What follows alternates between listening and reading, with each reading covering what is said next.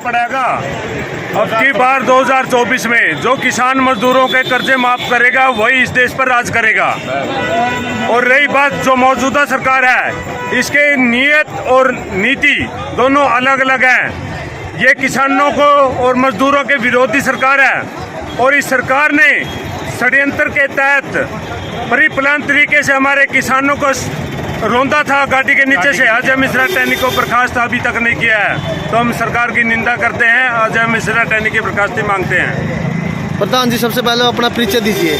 मैं सुरेंद्र चौसाला, भारतीय किसान यूनियन टिकैत से जनरल सेक्रेटरी क्लास से आपके चैनल के माध्यम से सरकार को चेताना चाहते हैं, या तो अपनी बातों से बाज आ जाए, नहीं जैसे ये किसान जागरूक हो चुका है, आपको सबक सिखाने का भी काम करेगा। तो आपने अब आज यहाँ इकट्ठा हुए कैथल में, तो आज किस लिए आप जो किसान इकट्ठे हुए यहाँ पे? आज की जो तारीख है, आज का दिन काला दिवस का दिन मनाया गया है। आज हमारे जो निरंतर लड़ाई लड़ रहे थे किसान साथी, उनको अजय मिश्रा टैनी के बेटे ने गाड़ी तले रौंद के कुचला था। आज उनके लिए आज शहीदी दिवस भी मना रहे हैं। तो आज का ये हमारा मुख्य उद्देश्य आज के दिन का था। यानी ऐसी अनदेखी होती रही तो आगे और भी कदम उठाए जाएं किसान यूनियन द्वारा? बिल्कुल उठाया जाएगा। जब तक हमारे 750 किसानों को शहादत का दर्जा नहीं दिया जाएगा, इनको शहीदी का दर्जा नहीं दिया जाएगा, और जो किसानों की जो मांगे थी, जो बॉर्डर पे चल रहे आंदोलन के दौरान जो आंदोलन स्थगित किया गया था, एमएसपी की गारंटी को लेकर के, शहीद किसानों के न्याय दिलवाने को लेकर के, 2000 बिजली का बिल जो वापस करवाने के लेकर के, इन तमाम बातों के साथ हमारा आंदोलन स्थगित हुआ था। आगे भी संयुक्त किसान मोर्चा आने वाले समय में ऐसी घोषणा करता है तो हर एक किसान मजदूर आगे भी निरंतर लड़ाई लड़ेगा। धन्यवाद। हाँ जी प्रधान जी, सबसे पहले अपना परिचय दीजिए। मैं सतपाल दिलनावाड़ी, भारतीय किसान यूनियन टिकैत खजांची हरियाणा। तो क्या कहना चाहेंगे आज जो आज किसान इकट्ठे हुए हैं? आज 3 अक्टूबर को अजय मिश्रा टैनी के लड़के ने लखीमपुर खीरी में किसानों के ऊपर गाड़ी चढ़ाकर बेरहमी से कुचल दिया था। आज उसी के विरोध में काला दिवस मनाया गया है भारत के हर डिस्ट्रिक्ट हेडक्वार्टर पर। कैथल में भी यही इसी के अनुसार मनाया गया है। जब तक केंद्र में बैठा राज्य मंत्री अजय मिश्रा टैनी को सरकार बर्खास्त नहीं करती और उसके लड़के को जेल के अंदर नहीं डालती, तब तक ये आंदोलन जारी रहेगा। ये आग बुझने वाली नहीं है। आने वाले समय में भारतीय किसान यूनियन को इसका खामियाजा भुगतना पड़ेगा। देखा जाए कहीं ना कहीं कर्मचारियों की बात करें, वो भी आंदोलन पर बैठे हुए हैं। जहाँ महिला पहलवानों की बात करें, उन्होंने भी काफ़ी आंदोलन चला है। तो आखिर क्या सरकार की मंशा लगती है कि सबको रोड पे आना पड़ रहा है, जो कर्मचारी है या किसानों की हम बात करें? सरकार की एक ही मंशा है, भाई कॉरपोरेट जगत को बढ़ावा दो और जो आम जनता है, किसान है, कर्मचारी है, मजदूर है, उसको गरीबी से नीचे ले आओ, ताकि लोग गरीब होंगे तो आप लंबा राज्य कर सकोगे। इनको ऐसा मजबूर करते हो बस सिर्फ रोटी तक ही सीमित रहे, बस सवेरे की खाली शाम की रोटी मिले कि नहीं मिले, सरकार की तरफ इनका ध्यान नहीं जावा है। सरकार की एक ही नीति है, अगर सरकार से कोई सवाल जवाब पूछता है तो ये ईडी, सीबीआई और कहते हैं तो पाकिस्तान के हैं, ये तो उनकी लय बोलते हैं। सरकार की ऐसी ही पॉलिसी है, भाईचारा खराब करना और इनको गद्दी पर बैठना, इनकी एक ही नीति है। मैं कैथल के डीसी से एक अनुरोध करता हूं, भाई पराली ना जलाए किसान। इसके लिए तो मीटिंग 10 कर ली, हर रोज कर रहे हैं, लेकिन कैथल के डीसी ने अभी तक मंडी का दौरा नहीं कराया, मंडी से उठान नहीं हो रहा है, इससे किसान परेशान है। डीसी साहब मंडी में जाकर भी वो धान का उठान करो, और किसानों से हम भी अनुरोध करते हैं, भाई पराली ना जलाओ, पराली की गंठे बढ़वाओ, क्योंकि प्रदूषण जीना हमने भी है, ताकि हमारे बच्चे सुरक्षित रहें और किसी के सांस दमे की बीमारियों बेचारा को तकलीफ ना हो।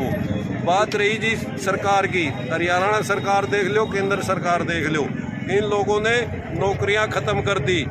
एक झूठे जुमले की सरकार है ये। 15 लाख का जो इन्हें जुमला फेंका था, आम नागरिक उसमें फंस गया। और 2 करोड़ नौकरियां दूंगा, उसमें मेरा युवा पढ़ा लिखा फंस गया। लेकिन लेन देन ने कुछ नहीं था। आज मेरे देश के अंदर विश्व में नंबर 1 बेरोजगारी फैली हुई है और किसान के ऊपर इतना कर्जा चढ़ गया है, वो अपनी ज़मीन बेच के भी कर्जा नहीं उतार सकता। मजबूरी में उसने आत्महत्या करनी पड़ रही है। मेरे देश को आज़ाद कराने के लिए 7.5 लाख लोगों ने शहादत दी थी और देश आज़ाद होने के बाद 11.5 लाख करोड़ों किसानों ने आत्महत्या कर ली है। 7.5 लाख किसानों ने आत्महत्या कर ली है। तो हमारे आज़ादी किस काम की है? ये हमारे लिए बड़े शर्म की बात है। हम केंद्र सरकार से अपील करते हैं, भाई डॉक्टर महेंद्र सिंह ने वो नहीं रहे, डॉक्टर महेंद्र सिंह नहीं रहे, उसको हम श्रद्धांजलि देते हैं। उन्होंने एक फार्मूला दिया था, अगर किसान बचाना है तो C2 के और +50 के हिसाब से किसानों की फसलों का दाम दिया जाए, ताकि किसान को कर्जा ना रहे और वो अपनी मेहनत खून पसीने की कमाई का पूरा मूल्य मिल सके। लेकिन आज तक किसी भी सरकार ने नहीं दिया।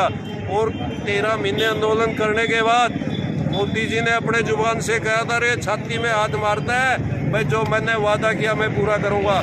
वहाँ उन्होंने MSP पर गारंटी कानून बनाने का वादा किया था, लेकिन 2 साल हो गए, अभी तक वो वादा पूरा नहीं किया। मोदी साहब, किसान के बगैर हिंदुस्तान का कोई अस्तित्व नहीं है। अगर आप चाहते हो तो किसान की बात सुनो और इनका हक इन्हें देने की कोशिश करो, नहीं तो बीजेपी जमना पार नहीं, अब के विदेशों से भी पार कर देंगे, ढूंढते रह जाओगे कुर्सी को। एक लास्ट क्वेश्चन हो रहा है, जहां बीजेपी सरकार कहती है बेटी बचाओ बेटी पढ़ाओ, बृजभूषण जैसे और संदीप जैसे खुले घूम रहे हैं, तो क्या कहना चाहेंगे आप इस बात को लेकर? ये हमारा दुर्भाग्य है, क्योंकि प्रधानमंत्री भी उसका कोई औलाद नहीं है और जो हरियाणा का मुख्यमंत्री है उसका भी कोई औलाद नहीं है। ये क्या जाने बेटा बेटी का दर्द क्या होता है, जिसके कारण जो बृजभूषण ने, जिस हमारी महिला पहलवानों ने इस भारत का विश्व के अंदर नाम रोशन किया, उनके साथ दुराचार करते हैं और आज भी बृजभूषण जी सांसद बने हुए बैठे हैं। तो एक बड़े शर्म की बात है बीजेपी के लिए भी।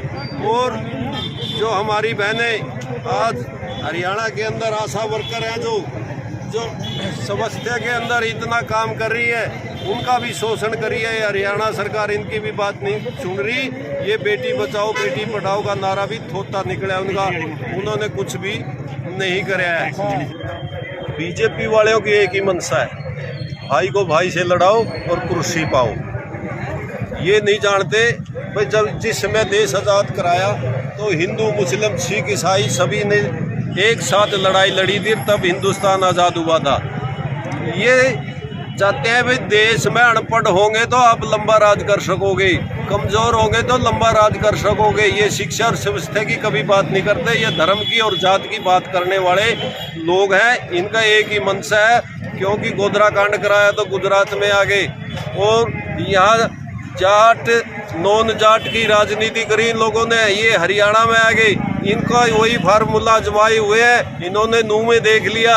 आज का किसान और मजदूर और मेरा समाज जाग चुका है, अब एक होकर लड़ाई लड़ेगा। इनका फार्मूला कभी कामयाब नहीं होने देंगे। अगर ये काम करेंगे तो ठीक है, और नहीं ये फार्मूला कभी कामयाब नहीं होने देंगे। तो लास्ट में आप हमारे चैनल के माध्यम से सरकार को क्या मैसेज देना चाहेंगे? सरकार से यही मैसेज देना चाहते हैं कि आपकी जिम्मेवारी है, 5 साल के लिए चुने हो लोगों ने, समाज ने, देश हित में कार्य करो, झूठे देश के प्रति वो भावना ना पैदा करो। आप अगर कोई इनसे जवाब सवाल करता है तो ये देशद्रोही कहते हैं, उसके पाछे ED और CBI लगा देते हैं, उसकी जुबान चुप करने का इन्होंने तरीका ढूंढ लिया है। मेरा सरकार से यही है भाई किसानों को भी खुशहाल करो और कर्मचारी हैं स्वास्थ्य और शिक्षा फ्री करो देश में।